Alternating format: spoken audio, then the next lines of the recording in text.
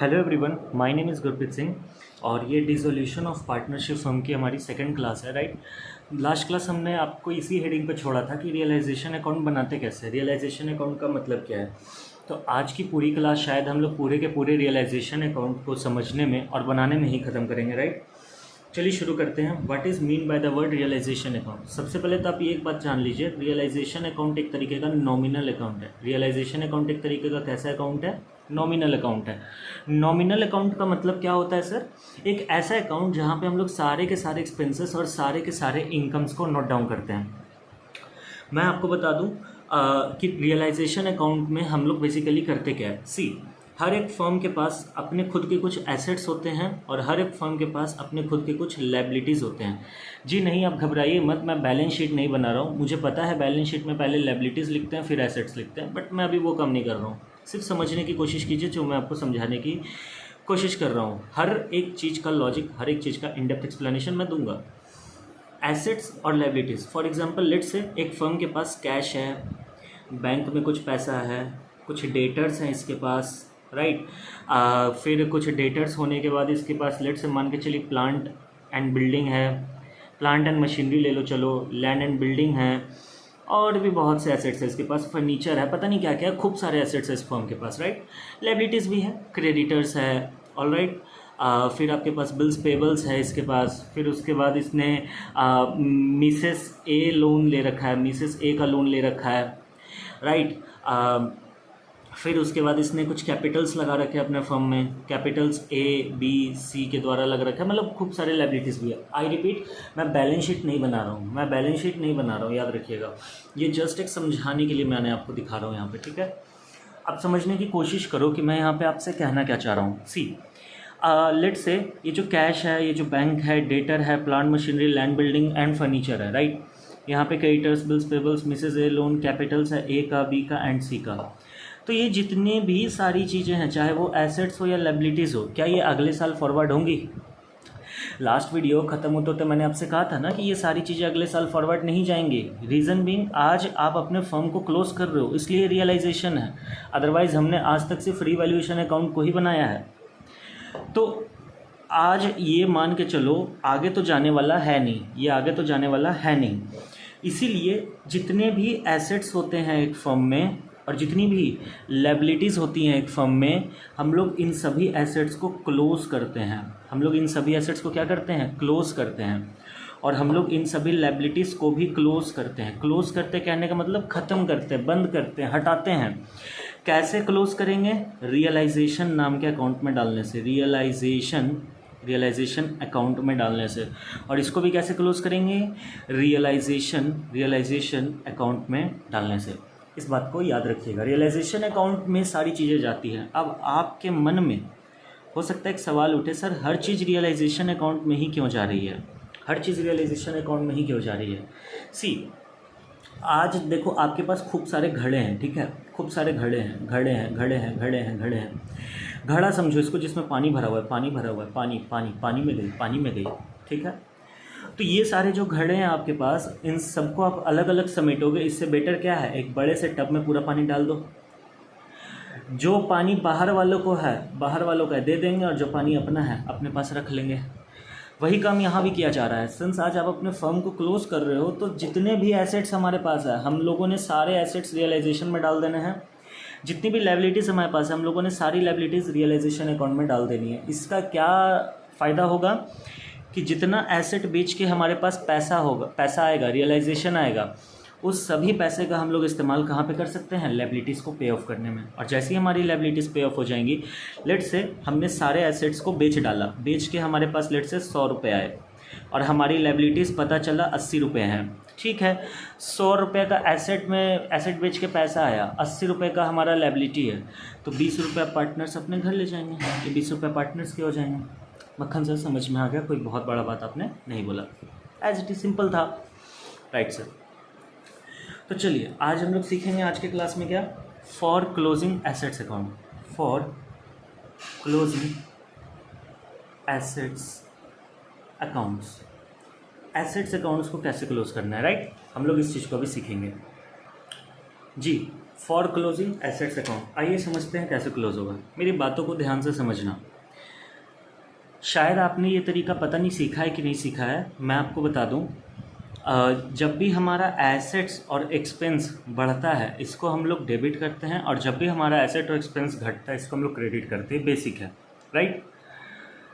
तो और जब भी लायबिलिटीज़, कैपिटल और इनकम, ये तीन चीज़ जब भी बढ़ते हैं हम लोग इनको क्रेडिट करते हैं, और ये तीन चीज़ जब भी घटते हैं हम लोग इनको डेबिट करते हैं। ये मॉडर्न मेथड है। ये कौन सा मेथड है? मॉडर्न टेक्निक है। मेथड बोल लो या टेक्निक बोल लो, ये मॉडर्न टेक्निक है। अगर आप पढ़े हो बहुत अच्छी बात है, नहीं पढ़े हो तो आप गूगल पे कह रहा हूँ, यूट्यूब पे आप सर्च करो कॉमर्स वाले गुरप्रीत सिंह, मेरे ही चैनल पे, modern techniques of journal entry, आपको ये समझ आ जाएगा। मान के चलो, अभी मैं आपको कुछ सिखाने वाला हूँ। मान के चलो आपने अपने फर्म में एक एसेट लाया। अभी मैं क्लोज करना नहीं सिखा रहा हूँ एसेट को। आपने अपने फर्म में एक एसेट लाया। लेट से आपने एक मशीन खरीदी 10 लाख रुपए की, तो मशीन अकाउंट क्या करेंगे हम लोग? डेबिट। कितने से?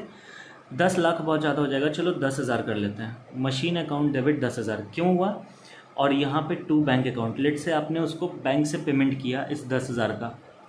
आओ समझते हैं इसका मतलब क्या है। मशीन अकाउंट हमने डेबिट करा 10,000 से, और बैंक अकाउंट हमने क्रेडिट करा 10,000 से। इसका मतलब क्या है सर? कि मशीन हमारे पास आई 10,000 रुपये की, और बैंक में से हमारे पास से पैसे गए 10,000 की। सी, मशीन एसेट है, एसेट का बढ़ना हम डेबिट करते हैं हमेशा, और बैंक भी हमारा एसेट ही है, एसेट का घटना हम लोग क्या करते हैं? क्रेडिट। इस लॉजिक से हुआ। आज आप अपने फर्म को बंद कर रहे हो, लेट से आज आप अपने फर्म को बंद कर रहे हो, तो मैंने क्या सिखाया था? जब भी हम लोग फर्म बंद करेंगे तो हम लोग सारा चीज़, माफ़ करना कैमरा हिल रहा है, जब भी हम लोग फर्म बंद करेंगे हम लोग सारा चीज़ कहाँ पे ट्रांसफ़र कर देंगे? एक बड़े से घड़े में, और वो बड़े से घड़े में सब कुछ डाल देना, राइट। तो आइए ना इसको रियलाइजेशन में डालते हैं। सुनो, मशीन का बढ़ना डेबिट करता है, तो मशीन का घटना क्या करेंगे? क्रेडिट। सर अभी आपने सिखाया एसेट का घटना क्रेडिट करते हैं। तो टू मशीन अकाउंट, यहाँ पे आगे क्या लिखेंगे? To machine account. कितने से बाबू? 10,000 रुपये से। और रियलाइजेशन में इस चीज़ को ट्रांसफ़र कर रहे हो ना, तो रियलाइजेशन अकाउंट को हम लोग क्या कर देंगे? डेबिट। कितने से? 10,000 से। याद रखिएगा, जैसे ही चीज़ें रियलाइजेशन में आ जाती हैं, तो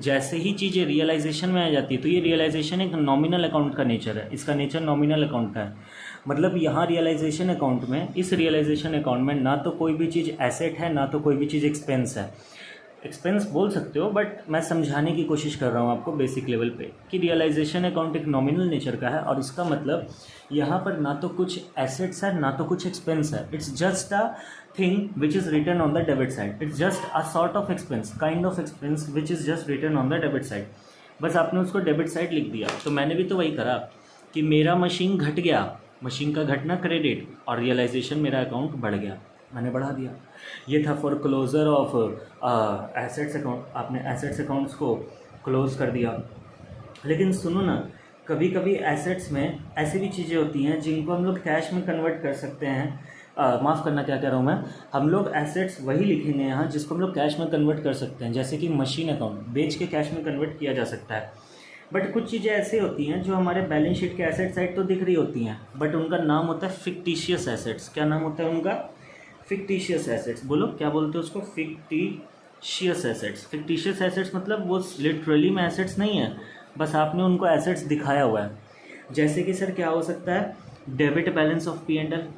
debit balance of P and L हमारे लिए क्या है? फिक्टिशियस एसेट्स ही तो है। Debit balance of P and L का मतलब होता है लॉस। ये लॉस है, लॉस को आपने एसेट साइड दिखाया हुआ है। अगर आपने अकाउंट्स अच्छे से पढ़ा होगा 11th 12th तो आपको ये चीज़ें समझ आ रही होंगी, राइट। फिर उसके बाद आपने जैसे डेफर्ड रेवेन्यू एक्सपेंडिचर दिखा दिया एसेट्स के नाम पे। For example advertisement suspense account. Sir आज तक हमें समझ में नहीं आया ये एडवर्टीजमेंट सस्पेंस अकाउंट क्या होता है, आप समझा दोगे क्या? बहुत ईजी है। लेट से मैंने कियारा आडवाणी से अपने किसी फर्म का एडवर्टीजमेंट करवाया। लेट से मैंने उससे 4 करोड़ रुपया दे के एडवर्टीजमेंट करवाया। अब मैं उस 4 करोड़ के बदले मैंने कियारा आडवाणी से कहा कि कियारा आडवाणी, मैं तुम्हारा एडवर्टीजमेंट अगले 4 साल, चलो 4 साल, 4 ईयर्स तक कंटिन्यू करूँगा। तुम्हारा एडवर्टीजमेंट 4 ईयर्स तक मैं चलाऊँगा। देखते हो जब रक्षाबंधन का टाइम आता है, खूबसूरत सी लड़की आ जाती है जो जिसका भाई छोटा जो है वो सुबह सुबह क्रिकेट खेलने जा रहा होता है, और फिर वो बोलती है कि पापा ये वो दिस दैट नया बैट लेने वाले थे, तुम नहीं लिए, मेरे लिए ले लिए, कैडबरी का वो एडवर्टीज़मेंट। या फिर जब वो होता है क्या नाम है उसका, वैलेंटाइंस डे आने वाला होता है तो फिर वही एक फिर से खूबसूरत कोई लड़की आती है और एडवर्टीज़मेंट चलता है, ठीक, तो सेम एडवर्टीज़मेंट बार बार रिपीट होता है। या फिर गर्मी का मौसम आया, ठंडा ठंडा डर्मी कूल कूल, एक ही बच्चे के पीठ पे डाला जा रहा है बार बार हर साल, तो वो सब क्या एडवर्टीज़मेंट सस्पेंस अकाउंट का एक हिस्सा है। कैसे वर्क करता है ये? आपने 4 करोड़ का एक एडवर्टीज़मेंट शूट किया, 4 साल तक चलाओगे, तो एडवर्टीज़मेंट सस्पेंस अकाउंट बोलता है हर साल 1-1 करोड़ रुपये हटाते जाओ, हर साल 1-1 करोड़ रुपये हटाते जाओ, 4 साल में हट जाएगा। बट अब ये नियम चेंज हो गया, अब एक बार में हटाना है, बट सिंस बुक में है तो मुझे पढ़ाना पड़ेगा। तो सर इसको कैसे क्लोज करेंगे? याद रखना, जो फिक्टिशियस एसेट्स होते हैं, आई रिपीट माई वर्ड, ये आपके काम का नहीं भी था तो चलेगा, अब सीखो, अब समझो। फिक्टिशियस एसेट्स जो होते हैं उसको हम लोग रियलाइजेशन अकाउंट में ट्रांसफ़र नहीं करते हैं। फिक्टिशियस एसेट्स को हम लोग कहाँ पर ट्रांसफ़र करते हैं? पार्टनर के कैपिटल में। मैंने अभी सिखाया था, लायबिलिटीज़, कैपिटल और इनकम, इनका बढ़ना क्रेडिट करते हैं और घटना डेबिट करते हैं। तो ये फिक्टिशियस एसेट्स, बनावटी एसेट्स पे, बनावटी एसेट्स को हम लोग रियलाइजेशन में तो डालेंगे नहीं, तो किसको देंगे? पार्टनर को। तो पार्टनर्स कैपिटल अकाउंट डेबिट। क्यों पार्टनर्स कैपिटल अकाउंट डेबिट होगा सर? क्योंकि ये फिक्टिशियस एसेट्स, झूठे एसेट्स आज हम लोग हटा रहे हैं, तो एसेट का घटना क्रेडिट करते हैं। तो आओ पहले क्रेडिट कर लेते हैं टू P&L अकाउंट, अगर कोई डेबिट बैलेंस दिख रहा है तो, to advertisement suspense account, etcetera etcetera, जिसको डेफर्ड रेवेन्यू एक्सपेंडिचर भी बोला जाता है। तो ये जो रुपया बनेगा, ये रुपया इन दोनों को हटाने का, जैसे 4 करोड़ रुपए का एडवर्टीजमेंट सस्पेंस दिख रहा है, 1 मिनट के लिए मान लो, चलो लिखता हूँ 4 करोड़ रुपए का, और 1 करोड़ रुपए का आपके पास डेबिट बैलेंस दिख रहा है, तो ये 5 करोड़ कौन भरेगा? पार्टनर भरेंगे। अगर पार्टनर से हम लोग पैसा लेंगे, अगर आज फर्म पार्टनर से पैसा ले रहा है तो कैपिटल का घटना डेबिट करते हैं। पार्टनर कैपिटल घट गया इसलिए डेबिट हो रहा है, ठीक है, कोई दिक्कत? एक और पॉइंट इसमें छोटा सा निकल के आता है आपके पास, और वो छोटा सा पॉइंट क्या निकल के आता है कि आप कैसे मतलब डेटर और प्रोविज़न वाला एंट्री करोगे। जैसे कि लेट से मैं आपको यहाँ पर समझाने की कोशिश करता हूँ पॉइंट नंबर 3 में। लेट से हमारे जो डेटर्स हैं, ये लेट से छोटा सा बैलेंस शीट है, उसका एक एक्सट्रैक्ट है। एक्सट्रैक्ट मतलब पूरा बैलेंस शीट नहीं है, एक्सट्रैक्ट है, छोटा सा हिस्सा है। लेट से एसेट साइड डेटर दिख रहा है हमें 50,000 रुपये का, ठीक है, एसेट साइड हमें डेटर दिख रहा है 50,000 रुपये का, लेस प्रोविज़न फॉर हम सबकी प्यारी दीदी भी दिख रही है, कितने की? 4,000 की। तो बाहर कितना निकलेगा? 46,000। 50,000 में से अगर 4,000 गए तो बाहर 46,000 ही तो निकलेगा। कहता है बताओ इसको रियलाइजेशन में कैसे डालोगे? बहुत इजी है, डेटर हमारे लिए एसेट्स होते हैं, तो डेटर अगर एसेट है तो इनको क्लोज करना है, तो रियलाइजेशन अकाउंट को हम लोग क्या करेंगे? डेबिट। क्यों? क्योंकि आज हम सारे के सारे एसेट्स को रियलाइजेशन में डाल रहे हैं, और सिंस मेरा एसेट घट रहा है तो एसेट का घटना क्रेडिट करते हैं, इसलिए टू डेटर्स अकाउंट, ठीक है सर। सर ये प्रोविज़न का क्या करना है? प्रोविज़न का कुछ खास नहीं करना है बाबू। सी, प्रोविज़न एक तरीके की लायबिलिटी होती है, तो लायबिलिटी का घटना हम लोग क्या करते हैं? डेबिट। तो यहाँ पे क्या एंट्री पास कर सकते हो तुम लोग? Provision for DD account, doubtful debts account को क्या करेंगे? डेबिट, क्योंकि लायबिलिटी है, लायबिलिटी का घटना हम लोग क्या करेंगे? डेबिट। और क्रेडिट कहाँ करेंगे इसको? इस लायबिलिटी को कहाँ डाल देना है? रियलाइजेशन अकाउंट पर। बस ख़त्म हो गई बात। और भी कुछ तरीके के हमारे हो सकते हैं कुछ प्रोविज़न्स हो, जैसे प्रोविज़न फॉर दीदी है तो प्रोविज़न फॉर बैड डेट्स होगा, प्रोविज़न फॉर डेप्रिसिएशन होगा, मशीनरी रिप्लेसमेंट रिजर्व होगा, इन्वेस्टमेंट फ्लक्चुएशन फंड होगा, तो इन सबको भी आप डेबिट करके रियलाइजेशन में क्रेडिट कर सकते हैं। जैसे कि provision for bad debts account debit, provision for machinery depreciation, provision for this, provision for that, to realization account. तो आज के क्लास में हमने क्या सीखा? आज के क्लास में हमने सीखा रियलाइजेशन अकाउंट का मतलब क्या होता है, और प्लस आज के क्लास में हमने सीखा for closing assets accounts. Next class में यानी अगली क्लास में हम लोग क्या सीखेंगे? अगली क्लास में हम लोग सीखेंगे point number 2, most important point, जिसमें लिखेंगे for closing of liabilities account, for closing of liabilities account. हम लोग लायबिलिटीज़ अकाउंट क्लोज करना सीखेंगे। Thank you so much. आज का क्लास यहीं तक।